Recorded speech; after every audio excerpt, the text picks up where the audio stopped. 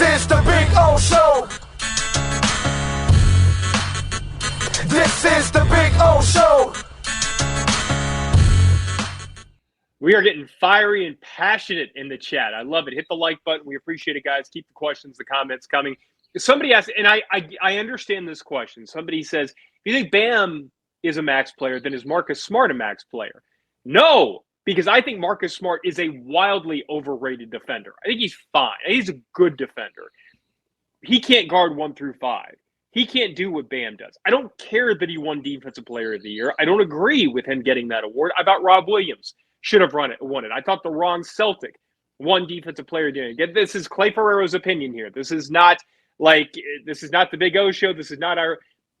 Where I think Bam changes the compass of the game is I don't think Marcus Smart is anywhere near a B minus level offensive player. He's a guy that you are perfectly happy leaving wide open all game. And the Heat did it in the playoffs. Whenever Marcus Smart shot, they were perfectly happy to let him do it. Now, he's streaky.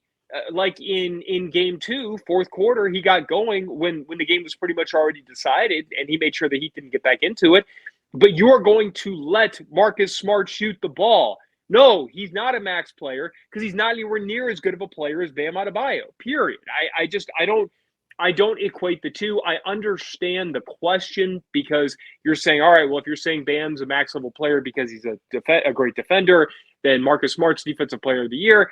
I don't happen to think that Marcus Smart is nearly as good of an offensive or defensive player as Bam Adebayo. That's just my take on it. Well, and Clay, the way I would look at it is I think you always pay your top 3. It's a 5-man starting lineup. You play 5, but you pay 3. So if you look at the Heat right now, they're paying 3, Jimmy Butler, Bam Adebayo, and Kyle Lowry. And to me, this bleeds back to what we were talking in segment 2 here. You can listen on the podcast and the Slomin's Home Security Inside the Paint Show with Tyler Herro. And it comes down to this, folks, when it comes to the extension. Clay, do you think at any point Tyler Herro will be one of the 3 most important Miami Heat players or should be one of the 3 most important Heat players at any point in his career? If you do, at a point in that extension, believe that he could be top 3, then I think you maybe go out into that $25 million plus area because that's where top 3 players are being paid. So you could say to yourself, well, you know what? Kyle Lowry's going to age out. He has next season and 1 more, and then his money comes off the books. That's when Tyler Herro's extension will begin in the 3rd and final year of Kyle Lowry's contract. Do you think a championship-level Heat will have Kyle Lowry as one of its 3 most important players? I mean, you're pausing, and that's not a good sign right away. No, it's a healthy Kyle Lowry. Yes, I'm not 100%. No, Tyler Herro. I'm talking about Tyler Herro. Will Tyler Herro be a top 3 Miami Heat player at any point during his extension? Not if you're going to win a championship. Not if you're going to win a championship. Okay, so then you're saying he's a complimentary piece, which is very nice. There's a lot of very nice complimentary players. Jamal Crawford and Lou Williams and a bunch of guys like that have built their careers off of that. There's not any sign of shame, but that's where you go with your extension level with Tyler Herro, is you say he's going to be a 4 or a 5. And we're always going to be looking for that 3. That when Kyle Lowry's gone, we're going to have someone else. We might have been hoping it was Bradley Beal or Kyrie Irving or Kevin Durant or someone else like that, or Jeremy Grant if you were going to bring him in here and the rest of his contract and his new extension. That's where I think you have to go with Tyler Herro. A year ago, we were talking, should the Heat even have Tyler Herro? And there was thought that, hey, they're going to move on. He's not the player. Then he came on and he Goran Dragic'd it and became an elite level 6th man, which is very, very important in your rotation. But at some point you say to yourself, you know what? Instead of maxing out or near maxing out a Tyler Herro, you can cycle through your Victor Oladipo types. You can cycle through those types of players to hold the spot and concentrate your money on what matters most. Like Pat Riley says, make the main thing the main thing. In the NBA, the main thing are those 3 core players who define your team. For the Nets, they thought it was Durant, Irving, and Harden. Now they're hoping it's Durant, Irving, and Simmons. We will see, but that's what you do. The Lakers thought it was LeBron, Davis, and Westbrook. That didn't work out. They're looking for their 3rd wheel right now. You look at next season with the Clippers. Now they have Paul George. Now they have Kawhi Leonard. They're seeing if John Wall, if Norman Powell can be that player. You have to decide whether a player can be that third guy. And sometimes because of that, you allow the Jay Crowders to walk. You give up on the Hassan Whitesides, and you have to sort of recycle it back. When you get those three, when you have those guys, when you get Clay and Steph and Draymond, then you shoot to the top. When you get Giannis and Middleton and Holiday, you shoot to the top. The Sixers maybe thought they could do that also. We'll see. The Boston, look, I know you may not be the biggest Marcus Smart fan, but in their view, Jaylen Brown, Jason Tatum, and Marcus Smart are a big three enough to win a championship, and they were pretty damn close with that also. I would say Rob Williams is the big three there. I would say he's the better player. And this is I where think their approach speaks otherwise on both ends of the court, but that's not the debate I'm having. Even Phoenix had Devin Booker, Chris Paul, and DeAndre Ayton.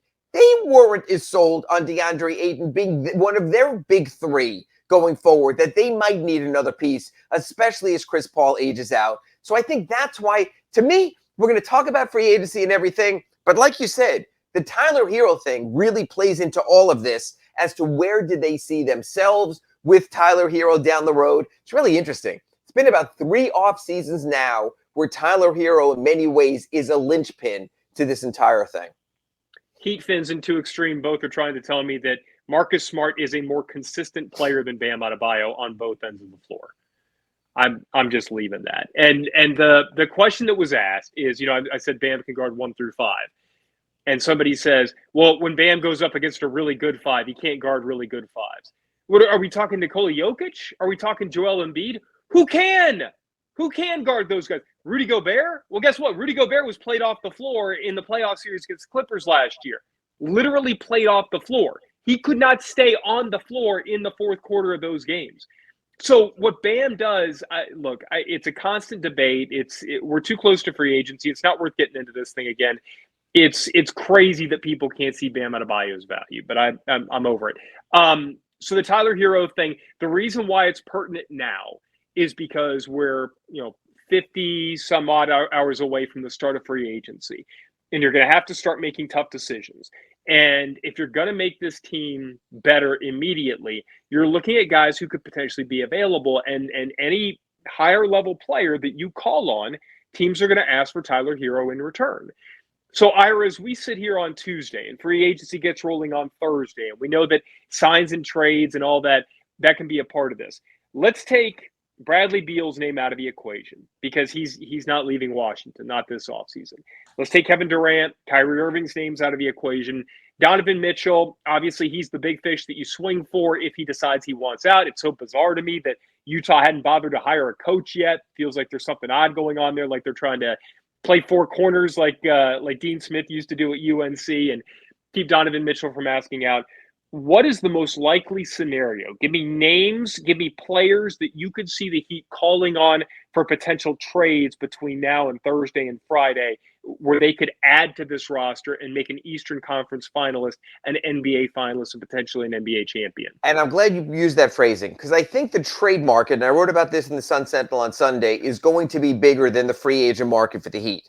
That unless one of these prime guys shakes free right now, one, they don't have the wherewithal cap-wise beyond the mid-level, perhaps the non-taxpayer 10.3 mid-level to make their big move anyway. So I think more than anything, it'll be a trade. And again, you and I have spoken, say, of the Malcolm Brogdons. Someone like that, a nice additional fit piece in here. I'm still a TJ Warren guy. I know you have the Jimmy Butler thing in play, but I'm thinking it could be something as subtle as that. I think we're back in 2020 free agency. I think it was 2018 with James Johnson and Wayne Ellington and Dan Waiters. And I know people out there don't want to hear it either. But again, the Heat have their big 3 contracts on board right now. And unless you're moving Bam or you're moving Jimmy or you're moving Kyle Lowry, you've sort of established your core that if Kyle Lowry was healthy against the Celtics and was healthy in the playoffs, you could have taken that extra step. So I think it's going to be the subtle moves. It's going to be what happens with PJ Tucker. And I think a big linchpin, like I mentioned, is Victor Oladipo. What happens with him? I saw a report yesterday that Victor Oladipo is thinking about taking a smaller deal in a place that could showcase him, and Sacramento was mentioned, which was interesting. They didn't take Jaden Ivey. They went in a different direction. but they still have a ton of guards there, including De'Aaron Fox and the other guard that they drafted last year. I don't know if Victor plays there. The Victor Oladipo thing is really curious. You and I were talking at the top of our show about how players go for the money, and that's all that matters.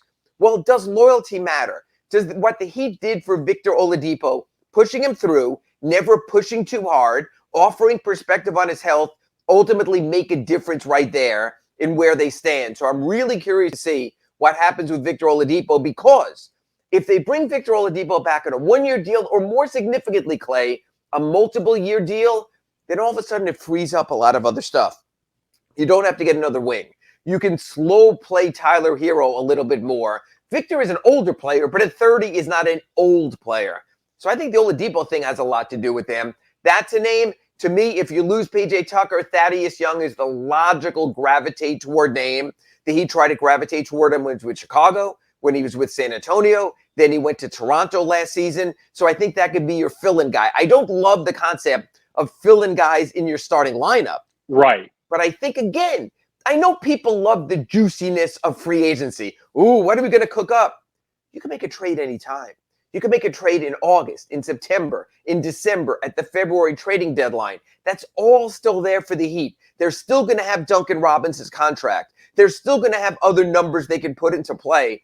I know you want it to be juicy, so when we get together next week on the show and go, man, look at what Pat Riley did, it might not play out that way. Well, but also the reason why you're right, like that you can do this at any time, and yet there's a musical chairs element at play here. Teams are filling rosters, and teams are looking to deal players. I mean, we heard for weeks that Indiana is actively looking to trade Malcolm Brogdon, Miles Turner. Sacramento, you could see. You're talking about Buddy Hield, Harrison Barnes. I mean, you're talking about a lot of guys who you can look at and say, that guy is not in that team's plans because of where they are relative to competing at this point in their respective careers and where the team is, but they could be really good fits for the Heat. My problem with your scenario of letting PJ Tucker go and bring in Thaddeus Young, I don't want to see a step back with this lineup. And to me, Thaddeus Young taking over PJ Tucker's spot, it's like what we're talking about with Bam Adebayo. Yes, Bam is the guy who you build the defense around, but PJ Tucker is one of those few guys that you are confident can guard 1 through 4 in the entire NBA. And he's also so smart, so tough. He fits in so well. I don't want to see you take that step back. So somebody made the comment earlier, I want to get your take on this, that the Heat are going to end up overpaying for PJ Tucker. And I'll give you my opinion and you take it from there. You're not overpaying a player when another contender is willing to go where you're willing to go. I'm not talking about a Sacramento. I'm not talking about a team that just has extra salary and they can dump this. I'm not talking about a Detroit that just happened to free up the money to throw a bunch of money at DeAndre Ayton. I'm talking about a player that another contender would be looking at in the scenario that you're having to match what they're doing, and they see him as the missing piece. You're not overpaying if you're keeping the guy that another team views as the missing piece when you are looking to compete at this point. That's my take, so I'll get yours on that. And you can't overpay him, and that's the beauty for the Heat, because the most they can offer him is $8.6 million in the start of a deal, whether it's 1, 2, or 3 years because of his 38-year-old age. Clay, $8.4 million in the NBA, and this is such a hard concept, is nothing. Is peanuts, but I'll give you a little better perspective to sort of give the perspective. $8.4 million is half of a Duncan Robinson. Exactly. And so the overpayment's not the factor. It's the years. Are you going to sit here with me 3 years from now and go, Ira, they're paying this guy $11 million at 40 years old? What the hell were they thinking? That's where you're going to mention the money. But even then, but it's still peanuts. It's still even peanuts. Then, $11 million will be what most teams pay their 9th man, their 11th man. So exactly. The money is not that high. It's the years. And that comes down to if you think your team's going to be a cap space team. But if you're going to have Bam Adebayo and Jimmy Butler, and let's, for argument's sake, Clay, say Tyler Herro at very high numbers. So you're going to have Jimmy and Bam about $65 million, $70 million between the two of them. You're going to have Tyler, argument's sake, 25, just argument's sake, So you're almost 100 million there. You're probably not going to be a cap space team anyway. So it's just a matter of you're paying the money there or not for PJ Tucker. I think the Heat's in a really good spot because they can go to PJ and not be lying. This is all we can give you. We love you. We are going to give you as much as we can give you, but because of our situation, this is our limitation. It is only $2 million less than any other team can give you, but there's no state income tax here. And in most of those other locations, including Philadelphia, there is. So the money is not a different. We can give you the minutes and the playing time guaranteed because we built our defense, like Clay Ferraro said, around Bam and PJ at the starting front line. Want to dial this back 1 second here, Clay. I hope we have time for this. Do you think Omar Yurtseven deserves, or give a two-part question, or will get minutes this coming season? Either minutes, one yes, okay. Because I don't see Dwayne Dedman coming back, and I think that's where you. Okay, so I'm going to stop you right there. So you're saying yes to that. Do you think Nikola Jovic will get playing time or minutes this season? He's going to have to prove it. I'm not 100% sure. Now, I love what I've seen from his game, but I don't think there is a chance. But you'd agree. You're telling me there's a chance. There is a chance. Sure. So if you're going to have Bam Adebayo and Omar Yurtseven and Nikola Jovic somehow in your power rotation, even though PJ Tucker is a linchpin to your defense, even though he's a starter, you're not really going to be asking him to play 40 minutes or probably even 30 minutes per game. So he's just going to be a piece. So you can maximize his years out that way. And again, I've said this all year. This season, PJ Tucker played like a 37-year-old going on 33. Kyle Lowry played like a 36-year-old going on 40. He just did because of the way the season played out. But what I'm saying is, yes, PJ Tucker is critical to you, but you're going to have other pieces you're playing there also. It would be nice to have him back. I can't see a better situation for PJ Tucker. I think other stuff is being overplayed and oversituated, and therefore I would not be surprised to see Thursday at 8:35 p.m. that we see PJ Tucker has agreed to a 3-year deal with the Miami Heat, and then we all work the phone lines to see, is it 3 fully guaranteed? Is there some money there in the 3rd year? Have the Heat told him there's an opt-out after the 2nd? We can get you to full bird rights, just like Goran.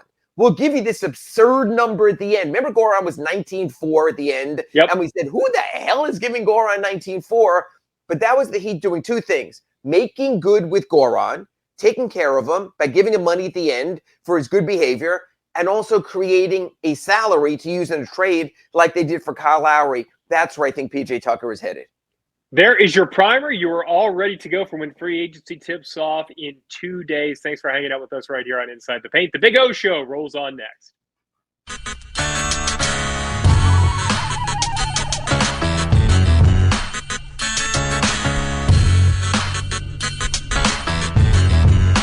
This is the Big O Show. This is the Big O Show.